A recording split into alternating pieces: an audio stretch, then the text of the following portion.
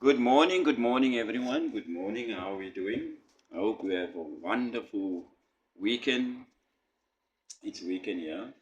The thing I wanted to talk about is when you see people outside, people that's living on the streets, people that don't have, uh, place to stay, people that don't have food to eat, people that's on drugs, people that, in general, we would consider as failed in such a great way in life.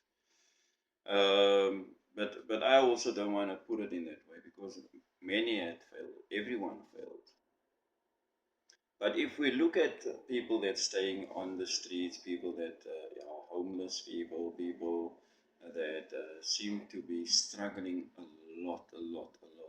And nowadays, it's not even a secret. It's not even. It's like in front of your doorstep nowadays. And it sometimes even feel that you are going to end up there. The thing I want to ask about that is, do we think that is what the parents of that child or of that family of that particular person that's staying on the street, do we think that is what the parents wanted for that child?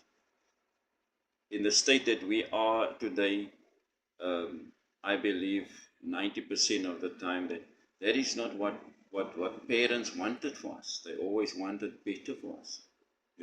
Parents always wants better for their children. Very few people that don't want their children to not have much better, you know. And actually, if we that are human beings, if I can put it in that way, have that sense towards our children that we want better for them, how much more God, the creator of us, the one that made heaven and that made earth, the one that created everything, the one that gave us life, the one that made Adam, you know? Do you think that God made him to see him or to see him fail? I don't think so. God even went as far as making us into his image, you know? He gave Adam so much power and authority over the world. He gave us that power to overcome. He gave us that power, and there was nothing to overcome, to put it in that way. There was nothing to overcome because Adam had everything. He was made in the image of God. He named every animal that was on the earth he, that existed. He had everything. He had a nice garden with every fruit that people desire today to have. So he lacked nothing, you know, and still he failed. God gave him a choice. God gave him the authority to make choices. And I believe God loved him so much. He loves us so much that he believed that he gave us that authority to think for ourselves, not be dictated by him, to make our own decisions. He gave us the power to make good decisions. And yet we made bad decisions, just like Adam.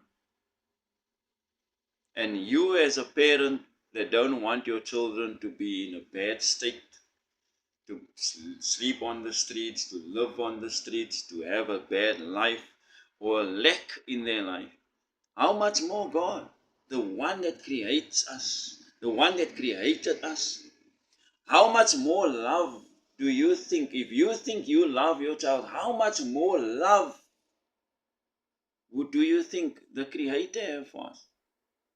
Because He's not the one that made children the way we make children.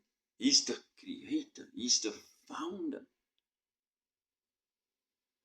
Just imagine if you think you love your child so much, how much more do you think He loves us? And so also He don't want us to fail. He don't want us to live and kill each other. We took that freedom, that authority that was given to us. We destroy, we kill, we did almost everything that is not good. That is the authority we have. And if you would ask the question, why don't God give us the freedom, and why? God gave us the freedom. If you look into the world, what we have now, how we abuse each other, kill each other, treat each other, do the things that we are doing, destroy things, and everything that we are doing. We have wars, we have all these things. And then you ask yourself, do you still want that freedom away from God? Do you love what you see? Because that is not what God had in store for us. That is not what God wants for us. Giving us the authority, we failed. Then He went as far as letting Jesus Christ die for us. And we still say it's not enough. What more do we want? If we already had and have everything, what more do we want? Do we want to continue with sin? Do we want to continue with killing each other? Do we want to continue with doing things that affects each other negatively? So yes, He had to step in. Because what parent don't want to step in knowing that his children is distracting themselves and destroying themselves? Which parent don't want to step in to help, to fix, to heal, to restore? Which parent don't want to save their children from their own destruction? And that is what God wants for us. And yet we reject.